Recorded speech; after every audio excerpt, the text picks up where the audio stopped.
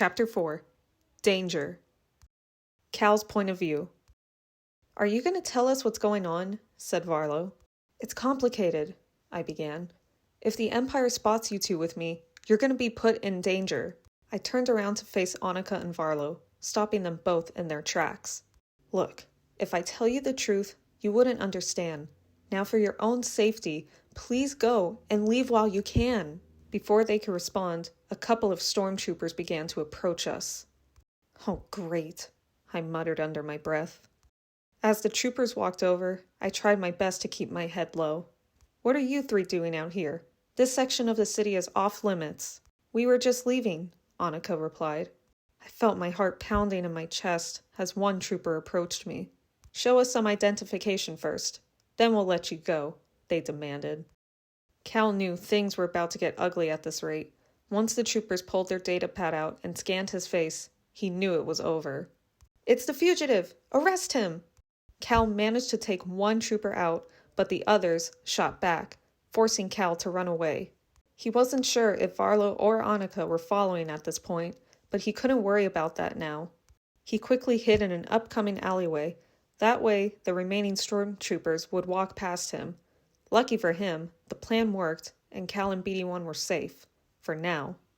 Cal felt his stomach turn again.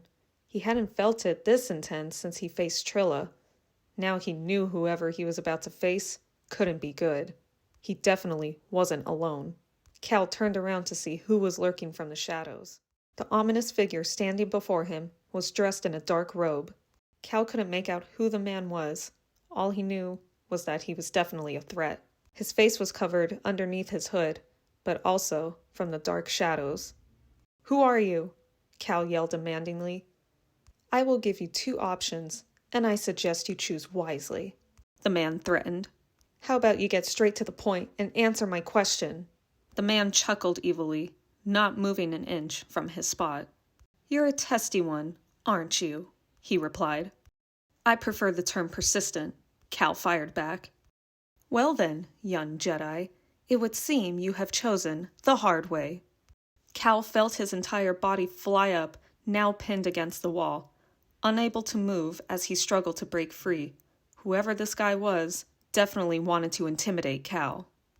"I'm searching for something that's very precious to the Empire," he began, "and I know you're looking for it too." "I don't know what you're talking about," Cal replied. "Don't even bother lying to me. I know you're hiding it." Before Cal could respond, he felt another disturbance in the Force. He could hear Seer's voice, but she was in trouble. He snapped out of the trance once he felt his body fall on the ground. He watched as the hooded figure began to walk away. Without hesitation, Cal quickly ignited his lightsaber, throwing it at the man, but he caught it just before it could lay a mark on him. Cal suddenly felt something block his airways, once he realized the man was using the Force to choke him. "Stay out of my way, boy. You have no idea who you're dealing with," the man threatened. Once the grip around his neck loosened, Cal was gasping for air. As he turned his head to the side, he noticed the man was now gone. BD-1 kept nudging his shoulder, asking over and over if Cal was okay. "I'm good, BD. Just a bit winded." Once Cal was back on his feet, he quickly retrieved his lightsaber back. From a distance, Cal could hear his name being called out. As he turned around, he realized it was Annika. "Annika? How in the world did you find me?" "Wait, where's Varlo?" Cal asked. "Right after you took off, they tried arresting both of us. We were trying to reason with them, but they wouldn't listen. Varlo and I were running, but he got captured. It's my fault. I could have helped him, and now he's gone." Cal sighed in defeat, feeling guilty he left both of them behind to begin with. He placed his hand on Annika's shoulder, hoping it would calm her down. "Don't worry, we'll find him, but right now, we need to get out of here." "Why were those troopers after you to begin with? Is it true you're a fugitive?" "If I tell you, will you promise to trust me?" Cal replied. She nodded her head slowly in response. Unfortunately, before Cal could explain everything, more stormtroopers found them. Cal took a deep breath and stood in front of Annika, shielding her. Annika's point of view. I watched as Cal brought out a weapon, only it wasn't any weapon. A blue light ignited from the metal object Cal was holding, and it suddenly hit me. Cal is a Jedi! He deflected the troopers' gun blasters, which caused them to get hit instead. I felt my body go numb from the shock. Once all of the troopers were down, Cal slowly looked at me and turned his weapon off.